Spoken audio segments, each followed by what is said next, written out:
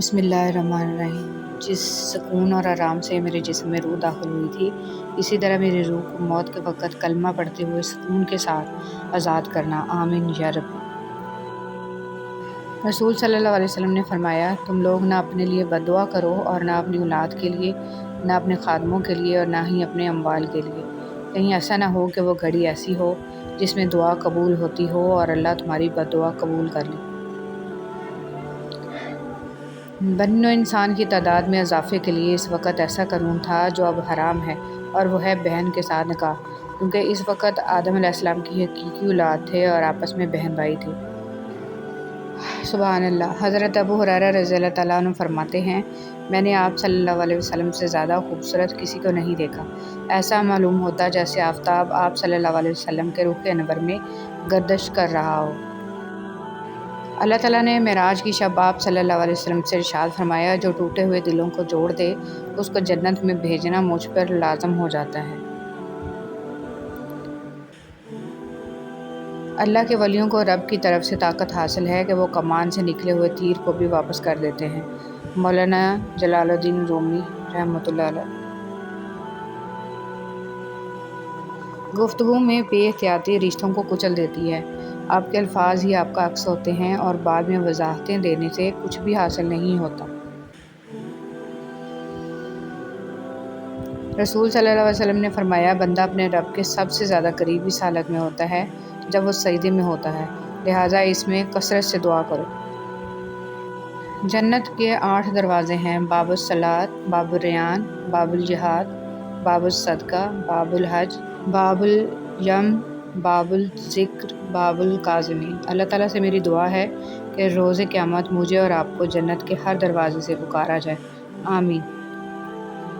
بھکاری اور فقیر میں بڑا فرق ہے۔ اکثر کوئی بھکاری دروازے پر مانگنے آئے تو ہم اسے فقیر کہہ دیتے ہیں، جبکہ ایسا نہیں ہے۔ حضرت علی رضی اللہ تعالیٰ عنہ کا ایک لقب ام الفقراء بھی ہے، یعنی کہ فقیروں کا جس کو زمانہ ٹھکرا دے اس کو بھکاری کہتے ہیں، اور جو زمانے کو ٹھکرا دے اسے فقیر کہتے ہیں۔ حضرت جبرائیل علیہ السلام فرماتے ہیں، میں نے پوری دنیا دیکھی ہے لیکن مجھے پیدا کرنے والے کی قسم میری نگاہوں نے کبھی محمد صلی اللہ علیہ وسلم جیسا حسین و جمیل نہیں دیکھا۔ بیٹیوں کو تتلی نہیں مدھو مکھی بناؤ، پنکھ بھی دو اور ڈنگ بھی، سکھاؤ ان کو سر کچلنے کا ہنر، کیونکہ بسر کرنی ہے ان کو زندگی سانپوں کی بستی میں۔ انشاءاللہ ایک دن آپ مسکرا کر کہیں گے، یا اللہ یہ اس سے بڑھ کر ہے جس کے لیے میں نے دعا کی تھی، شکر الحمدللہ۔ جب موت کا وقت آتا ہے تو ایک لمحے کی بھی مہلت نہیں ملتی۔ دعا کیجیے میرا اور آپ کا خاتمہ ایمان پر ہو، آمین۔ اس دشمن سے مت ڈرو جو اکیلے میں تم پر وار کرے، بلکہ اس دوست سے ڈرو جو محفل میں تمہاری عزت پر وار کرے۔ حضرت علی رضی اللہ تعالیٰ عنہ نے فرمایا، خدا سے جب بھی دعا مانگو تو مقدر مانگو، عقل نہیں، کیونکہ میں نے بہت سے عقل والوں کو مقدر والوں کے در پر دیکھا ہے۔ ذکر الہی جب دل کی دھڑکن اور خون کا حصہ بنتا ہے تو سارا بدن خود بخود اصلاح کی طرف چل پڑتا ہے۔ حضرت علی رضی اللہ تعالیٰ عنہ نے فرمایا، سب سے زیادہ خسارے میں وہ انسان ہے جو حق بات کہنے کی قدرت رکھتا ہو لیکن پھر بھی حق نہ کہہ سکے۔ مشکل دستک دے تو خوفزدہ نہ ہو، آگے بڑھ کر دروازہ کھول دیں، کیونکہ کامیابی ہمیشہ مشکل کا بھیس بدل کر آتی ہے۔ ہم انسانوں سے وہ اعلیٰ و عرفہ محبت چاہتے ہیں جو اللہ رب العزت کی کامل ذات اپنے بندے سے کرتی ہے۔ انسانوں سے یہ توقع ہی بہت سے نفسیاتی اور جذباتی مسائل کا سرچشمہ ہے۔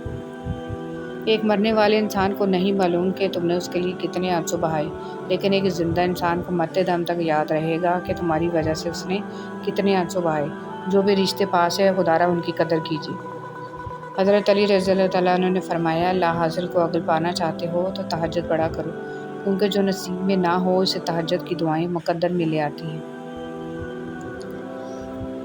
کبھی دیکھا ہے کسی ماں نے اپنے بچے کو خوب اندھیرے میں چھوڑ دیا ہو؟ کبھی نہیں نا۔ تو پھر وہ اللہ ہے جس کی رحمت کو کوئی حد نہیں، وہ کیسے تمہیں چھوڑ سکتا ہے؟ تو پھر اس وحدہ لا شریک پر یقین رکھو۔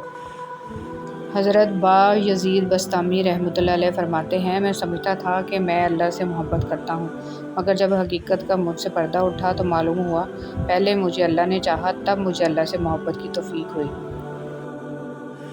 اس بات کا یقین رکھو کہ جنہوں نے آپ کو بے سکون کیا ہے وہ پرسکون ہونے کی جتنی بھی اداکاری کر لیں، سکون میں وہ کبھی بھی نہیں ہو سکتے۔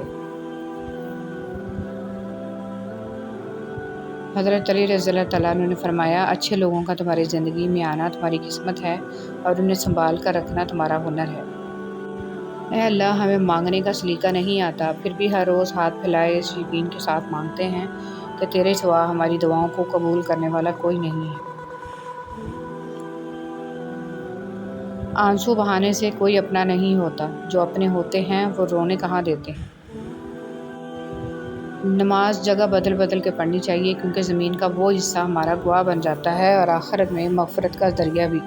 اچھی بات بتانے سے اعمال میں 30 لاکھ نیکیاں لکھ دی جاتی ہیں۔ قیامت کے دن انسان ایک نیکی کو ترسے گا۔ لوگوں کے محل دیکھ کر اپنے آپ کو غریب مت سمجھو، کیونکہ امیر اور غریب کی قبر ایک جیسی ہوتی ہے۔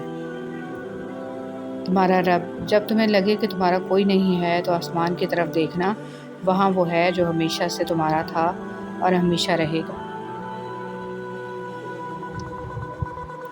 جس انسان میں سچ سننے کی طاقت نہ ہو، اس انسان سے گفتگو کرنے سے گریز کرنا چاہیے، کیونکہ وہ آپ کی ہر بات کو غلط قرار دے کر اپنی غلطیوں پر بھی آپ ہی کو قصوروار ٹھہرا دے گا۔ زندگی بہت چھوٹی سی ہے، کوشش کریں کہ کسی کا مان، اعتبار اور یقین نہ ٹوٹنے پائے۔ وقت تو گزر ہی جاتا ہے، لیکن دی ہوئی تلخیوں کے نقش ہمیشہ باقی رہ جاتے ہیں۔ آدمی 3 ہی اچھے ہیں، ایک وہ جو مر گیا ہے، دوسرا وہ جو ابھی پیدا نہیں ہوا ہے، تیسرا وہ جس سے کوئی تعلق نہیں۔ رشتے دل سے بنتے ہیں، باتوں سے نہیں۔ کچھ لوگ بہت باتوں کے بعد بھی اپنے نہیں ہو پاتے اور کچھ خاموش رہ کر بھی اپنے بن جاتے ہیں۔